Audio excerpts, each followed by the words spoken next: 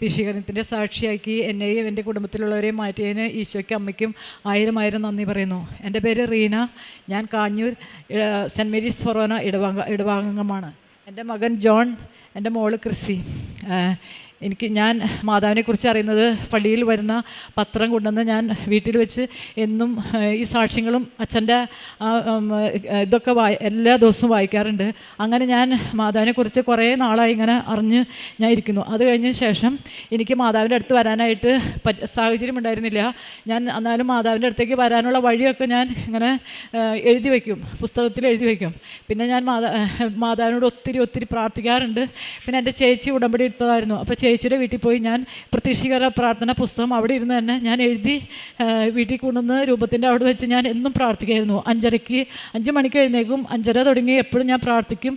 ആ പ്രാർത്ഥന എന്നും മുടങ്ങാണ്ട് ഞാൻ എത്തിക്കാറുണ്ട്. എൻ്റെ അസുഖത്തെക്കുറിച്ചാണ് ഇനി പറയുന്നത്. എനിക്ക് ഭയങ്കര ഒരു അസുഖമുണ്ടായിരുന്നു. എൻ്റെ മൂലക്കുരുവിൻ്റെ ഒരു അസുഖം ഉണ്ടായിരുന്നു. അതിന് വേണ്ടിയാണ് ഞാൻ ഡോക്ടറെ അടുത്ത് പോയത്. ആ ഡോക്ടർ അപ്പം മൂലക്കുരു ഓപ്പറേഷൻ വേണമെന്ന് പറഞ്ഞു. ഓപ്പറേഷൻ ചെയ്തുകൊണ്ടിരിക്കാതെ തന്നെ ഈ ഭയങ്കര ബ്ലീഡിങ്. അപ്പോൾ ഗർഭപാത്ര ചേച്ചിക്ക് വേറെ വല്ല കുഴപ്പമുണ്ടോ എന്ന് ചോദിച്ചു ഡോക്ടർ. അപ്പോൾ പറഞ്ഞു ഒന്നും തോന്നാറില്ല, ബ്ലീഡിങ് ഉണ്ടാവാറുണ്ട്. ചേച്ചിയുടെ മുടി കൊഴിയാറുണ്ടോ എന്ന് ചോദിച്ചപ്പോൾ ഞാൻ പറഞ്ഞു നല്ല കട്ടിയുള്ള മുടിയായിരുന്നു, ആ മുടിയൊക്കെ കൊഴിഞ്ഞ് തീർന്നു എന്ന് പറഞ്ഞു. അപ്പോൾ ഡോക്ടർ പിന്നെ ടെസ്റ്റ് ചെയ്തപ്പോൾ HB4 ഗർഭപാത്രത്തിൽ നിറച്ച് മുഴകളും ഗ്രോത്ത് ഫ്ലൂയിഡ് അങ്ങനെ കുറേ രോഗങ്ങൾ. അപ്പോൾ ഡോക്ടർ പറഞ്ഞു, ഇത് ഭയങ്കര രോഗങ്ങളാണല്ലോ, ഇതെന്താ ഇത്രയും നാളും പറയാണ്ടിരുന്നത്, ഈ ബ്ലീഡിംഗ് ഒക്കെ ഇങ്ങനെ വെച്ചുകൊണ്ടിരുന്നത് എന്തിനാ എന്നൊക്കെ ചോദിച്ച് കുറേ ഇങ്ങനെ ദേഷ്യപ്പെട്ടു. പിന്നെ വിഷമമായി. ഞാൻ ഇങ്ങനെ പറഞ്ഞത് ഇങ്ങനെ ഭയങ്കര രോഗമാണ്, ഇനി നമുക്ക് ടെസ്റ്റ് ചെയ്യാമെന്ന് പറഞ്ഞു. അങ്ങനെ എൻ്റെ മൂലക്കുരുവിൻ്റെ അസുഖം മാറാനായിട്ട് അവർ നിന്നു.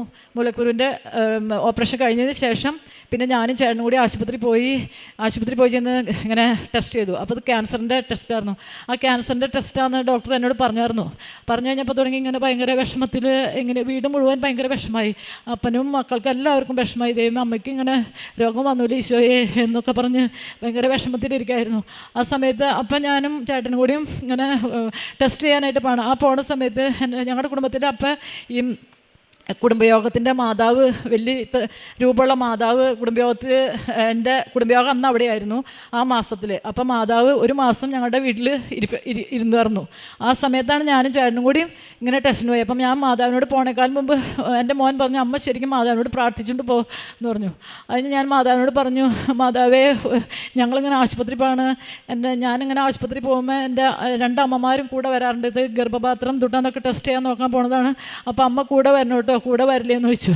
അങ്ങനെ പറഞ്ഞ് ഞാൻ ഉമ്മ കൊടുത്താണ് പോയി അവിടെ ചെന്ന് ഇങ്ങനെ ആദ്യം ടെസ്റ്റ് ചെയ്ത് കഴിഞ്ഞപ്പോൾ ഒന്നും കിട്ടണില്ല. അത് കഴിഞ്ഞ് 2ാമത് ടെസ്റ്റിന് ആരംഭിച്ചു. ടെസ്റ്റ് ചെയ്യാനായിട്ട് വേറെ ഡോക്ടർമാർ വിളിച്ചു.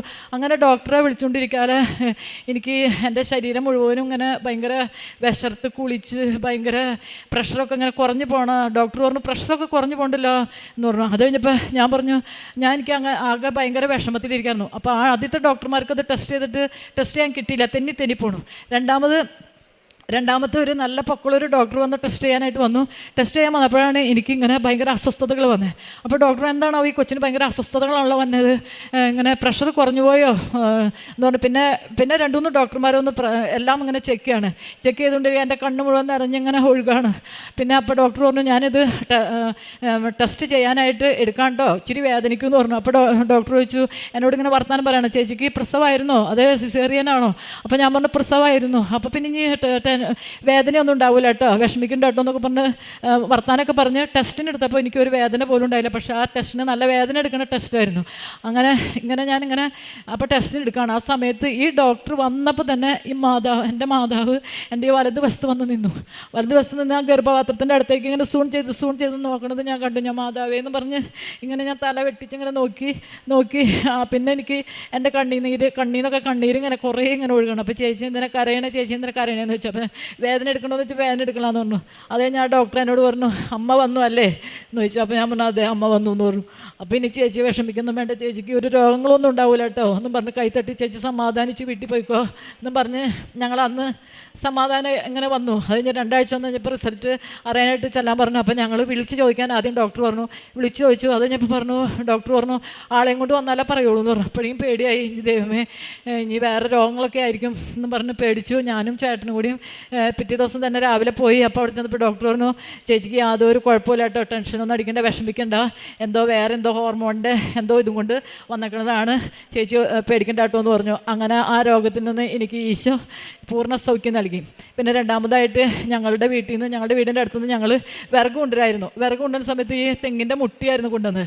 അപ്പോൾ ഈ മുട്ടി ഇങ്ങനെ അതിൻ്റെ ഉള്ളിൽ പൂപ്പലൊക്കെ പിടിച്ച്, അതിൻ്റെ ഉള്ളിൽ നിന്നാണോ എവിടെ നിന്നോ ഒരു മൂർഖൻ ഞങ്ങൾ വലിയ മുട്ടിത്തടി ഇങ്ങനെ നെഞ്ചത്ത് വെച്ച് കൊണ്ടുവന്നത്, ഇങ്ങനെ അവർ കീറിയിട്ട ഇത്.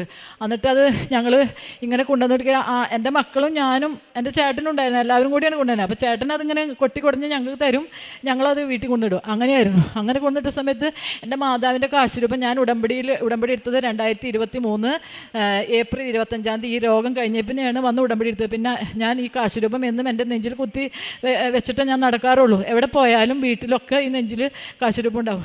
അപ്പോൾ ഞാൻ എൻ്റെ മക്കൾ ഇങ്ങനെ വിറകെടുത്തുകൊണ്ട് വന്ന് നിന്ന് കഴിഞ്ഞപ്പോൾ ഈ വിറകിൻ്റെ ഉള്ളിൽ നിന്നാണോ എവിടെ നിന്നോ ഒരു മൂർഖൻ അവിടെ മുറ്റത്ത് കിടന്ന് വലിയ മൂർഖൻ അങ്ങനെ നടക്കണു.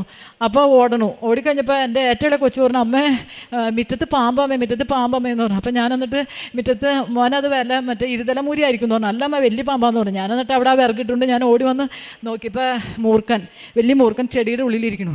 പിന്നെ എല്ലാവരെയും വിളിച്ചു, അയൽവക്കക്കാരൊക്കെ വിളിച്ചു. എൻ്റെ മാതാവ് എൻ്റെ മക്കളെയും എന്നെയും അതിൽ നിന്ന് സംരക്ഷിച്ചു. ഈ ഇതിൻ്റെ ഒരു ഉപദ്രവമൊന്നും കൂടാണ്ട് അതിൽ നിന്ന് സംരക്ഷിച്ചു. പിന്നെ എനിക്ക് പറയാനുള്ളത്, ഞാൻ എന്ത് ചോദിച്ചാലും എൻ്റെ മാതാവ് എനിക്ക് തരാറുണ്ട്. ഞാൻ എപ്പോഴും മാതാവിൻ്റെ തൈലും ഉപ്പൊക്കെ ഇട്ട് മക്കൾക്ക് ഞാൻ കൊടുക്കാറുണ്ട് എവിടെ പോയാലും. പിന്നെ ഇതെൻ്റെ മോൻ്റെ കല്യാണം നടക്കാൻ വേണ്ടി ഞാൻ ഒത്തിരി പ്രാർത്ഥിച്ചു. അവൻ്റെ കല്യാണം എന്താ നടക്കാത്ത ഈശോയെ എന്നൊക്കെ പറഞ്ഞ് എപ്പോഴും ഉണ്ടായിരുന്നു. ഇങ്ങനെ കല്യാണങ്ങൾ വരുമ്പോൾ ഇങ്ങനെ തടസ്സപ്പെട്ട് പോകണം. അപ്പോൾ എൻ്റെ മോനിനി കല്യാണം ഉണ്ടാവില്ല ഈശോയെ എന്നൊക്കെ ചോദിച്ച് ഞാനിവിടെ വരാറുണ്ട്, എല്ലാ മാസവും വരാറുണ്ട്. അങ്ങനെ പ്രാർത്ഥിച്ചുകൊണ്ടിരിക്കാതെ എനിക്ക് ദൈവം ഇപ്പോൾ ഈ മെയ് 23 ഇവരുടെ കല്യാണം നടത്തി തന്നു. നല്ല പ്രാർത്ഥനയുള്ള മോളും നല്ല കുടുംബവും എല്ലാം കൊണ്ടും ഈശോ എനിക്ക് നല്ല ഒരു മക്കളെ എനിക്ക് നൽകി തന്നു. പിന്നെ എൻ്റെ മോൾക്കും ഞാനിവിടെ വരുമ്പോൾ എല്ലാ കാര്യങ്ങളും ഞങ്ങളുടെ ജീവിതത്തിൻ്റേതായ എല്ലാ കാര്യങ്ങളും പറഞ്ഞ് പ്രാർത്ഥിക്കാറുണ്ട്. അപ്പോൾ എൻ്റെ മോൾക്ക് ഒരു കൊച്ചിനെ വേണമെന്ന് പറഞ്ഞ് പ്രാർത്ഥിച്ചു. മോളുടെ കല്യാണം കഴിഞ്ഞു, അപ്പോൾ അതിന് കൊച്ചുണ്ടായി. അങ്ങനെ എല്ലാ കാര്യങ്ങളും ഞാൻ മാതാവിനോട് ഇവിടെ വന്ന് ഇരുന്ന് പ്രാർത്ഥിച്ച് പോകാറുണ്ട്. എല്ലാ മാസവും വരും. പിന്നെ എന്നിലാവുന്ന പോലെ എല്ലാവരും ഞാൻ സഹായിക്കാറുണ്ട്. ശാരീരികമായും എന്നിലുള്ള പോലെ ഞാൻ എല്ലാവർക്കും സഹായിക്കാറുണ്ട്. ഇത്രയും നൽകിയ എൻ്റെ മാതാവിന് ഈശോയ്ക്കും 1000 നന്ദി പറയുന്നു. കാരുണ്യ പ്രവർത്തികൾ ഞാൻ ചെയ്യാറുണ്ട്. എന്നിൽ കിട്ടുന്ന പോലെയുള്ള കാശ് ഞാൻ മറ്റുള്ളവർക്ക് കൊടുക്കാറുണ്ട്. എന്തെങ്കിലുമൊക്കെ മേടിച്ച് ഞാൻ എല്ലാവർക്കും സഹായിക്കാറുണ്ട്. പിന്നെ പത്രം ഇവിടുന്ന് പ്രേക്ഷിത പ്രവർത്തനമായിട്ട് പത്രം മേടിച്ച് ഞാൻ എല്ലാവർക്കും കൊണ്ടുപോയി കൊടുക്കാറുണ്ട്. കുർബാന എല്ലാ ദിവസവും പള്ളിയിൽ പോവും. മാസത്തിൽ ഒരു പ്രാവശ്യം കുംസാരിക്കും. ഞങ്ങളുടെ വീടിൻ്റെ തൊട്ടടുത്ത് തന്നെയാണ് പള്ളി. അപ്പോൾ അങ്ങനെ എല്ലാ കാര്യങ്ങളും ഞാൻ അച്ഛൻ്റെ ടോക്കും കേൾക്കാറുണ്ട്. പിന്നെ അച്ഛൻ്റെ 5:30 പ്രത്യക്ഷീകരണ പ്രാർത്ഥന എല്ലാ ദിവസവും മുടങ്ങാണ്ട് കേൾക്കാറുണ്ട്. എല്ലാ കാര്യങ്ങളും അങ്ങനെ ഞാൻ ചെയ്തു പോരുന്നു. ബൈബിൾ വായിക്കാറുണ്ട്. ബൈബിൾ വായിക്കാൻ എനിക്ക് ഇത്തിരി തടസ്സങ്ങളുണ്ട് ഇടയ്ക്കിടയ്ക്ക്. എന്നാലും ഞാനത് ബൈബിൾ വായിക്കാറുണ്ട്. അരമണിക്കൂറല്ല, അതിൽ കൂടുതലും ഞാൻ വായിക്കാറുണ്ട്. കൊന്ത ചെല്ലാറും എല്ലാം ഞാൻ എന്നിലാവുന്ന പോലെ എല്ലാ കാര്യങ്ങളും ഞാൻ ഈശോയോടും മാതാവിനോടും ചെയ്ത് ഞാൻ മരണം വരെ എനിക്ക് ഇങ്ങനെ മാതാവിൻ്റെ അടുത്ത് വന്ന് നിൽക്കാനും മാതാവിൻ്റെ അടുത്ത് വന്ന് മാതാവിനെ കണ്ടു പോകാനൊക്കെ എന്നെ അനുഗ്രഹിക്കാൻ വേണ്ടി ഞാൻ ഒത്തിരി പ്രാർത്ഥിക്കാറുണ്ട്. ഇത്രയും നൽകിയ ഈശോയ്ക്കും മാതാവിന് ഒത്തിരി നന്ദി പറയുന്നു. ഇസ്രായേലിന് ഞാൻ തുഷാരബിന്ദു പോലെയാണ്. ലില്ലി പോലെ അവൻ പുഷ്പിക്കും, ഇലവ് പോലെ അവൻ വേരുറപ്പിക്കും. അവൻ ഒലിവിൻ്റെ മനോഹാരിതയും ലെബനോൻ്റെ പരിമളവും ഉണ്ടായിരിക്കും. ഹോസിയ പ്രവാചകൻ്റെ പുസ്തകം 14-ാം അധ്യായം 5-6 വചനങ്ങളാണ്. കൃപാസനം ഉടമ്പടിയിൽ ദൈവം നമ്മുടെ ജീവിതത്തിൽ തുഷാരബിന്ദു പോലെയാണ് കൃപ നൽകുന്നത്. നമ്മുടെ ജീവിതം ലില്ലി പോലെ പുഷ്പിക്കുന്നതായിട്ടാണ് നാം ഓരോ സാക്ഷ്യങ്ങളിൽ നമുക്ക് മനസ്സിലാക്കാൻ സാധിക്കുന്നത്.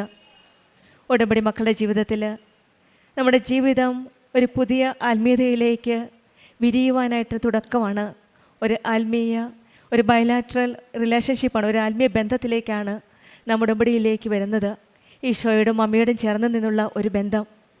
നമ്മുടെ പ്രതിസന്ധികൾ എന്തൊക്കെയായാലും, പ്രശ്നങ്ങളും ബുദ്ധിമുട്ടുകളും രോഗാവസ്ഥകളും ജോലിയില്ലായ്മ എന്തൊക്കെയായാലും ഉടമ്പടിയിൽ നമുക്കൊരു പുതിയ ഒരു ഉണർവാണ് നമുക്ക് ലഭിക്കുന്നത്. ഇലവ് പോലെ വേരുറപ്പിക്കാനുള്ള ഒരു ഉണർവാണ്. ആത്മീയതയിലേക്ക് വേരുറച്ച് വരുമ്പോഴാണ് നമ്മുടെ ജീവിതത്തിൽ ഈശോയുടെയും അമ്മയുടെയും പ്രവർത്തനങ്ങളും അനുഗ്രഹങ്ങളും മനസ്സിലാക്കാൻ സാധിക്കുന്നത്. റീന പത്രോസ് എന്ന സഹോദരിയുടെ സാക്ഷ്യത്തിലും അതുതന്നെയാണ് സാക്ഷ്യപ്പെടുത്തിയത്. പരിശുദ്ധ അമ്മ ജീവനോടെ പ്രത്യക്ഷപ്പെട്ട ഈ ആലയത്തിൽ അമ്മയുടെ പ്രത്യക്ഷീകരണത്തിൻ്റെ സാക്ഷിയായിട്ട് ഇന്ന് വന്നിരിക്കുമ്പോൾ അമ്മയ്ക്ക് നന്ദി പറയുകയാണ്.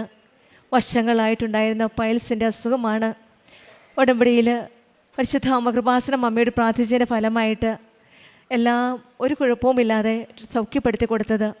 പിന്നീട് പാമ്പിൽ നിന്നും സംരക്ഷണവുമെല്ലാം ഉടമ്പടി മക്കളുടെ ജീവിതത്തിൽ ഈശോയുടെ അമ്മയോട് ചേർന്ന് നിൽക്കുമ്പോൾ ആ സംരക്ഷണവും സ്നേഹവും കരുതലും ഒക്കെ നമുക്ക് അനുഭവിക്കാൻ സാധിക്കും. അതുപോലെ തന്നെയാണ് മകൻ്റെ വിവാഹം. വർഷങ്ങളായിട്ട് ഈ അമ്മ പ്രാർത്ഥിക്കുകയായിരുന്നു മകനൊരു നല്ല ഒരു പങ്കാളി, ജീവിത പങ്കാളിക്ക് ലഭിക്കുവാനായിട്ട്.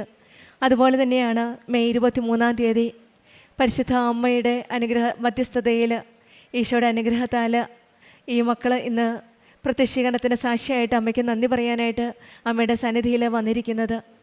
ഈശോയുടെ അമ്മയോടും ചേർന്ന് നിൽക്കുമ്പോൾ നമ്മുടെ ജീവിതത്തിൽ കൃപകളും അനുഗ്രഹങ്ങളും വർഷിക്കുന്നതായിട്ട് നമുക്ക് മനസ്സിലാക്കാൻ സാധിക്കും. ഉടമ്പടിയിൽ ദൈവത്തിൽ വേരുറപ്പിക്കുമ്പോൾ പ്രശ്നങ്ങൾക്കിടയിലും നിലനിൽക്കുവാനുള്ള ശക്തിയും ധൈര്യവുമാണ് നമുക്ക് ലഭിക്കുന്നത്. ഉടമ്പടിയിലെ ദൈവ സാന്നിധ്യം നമുക്ക് ഉറപ്പുണ്ട്.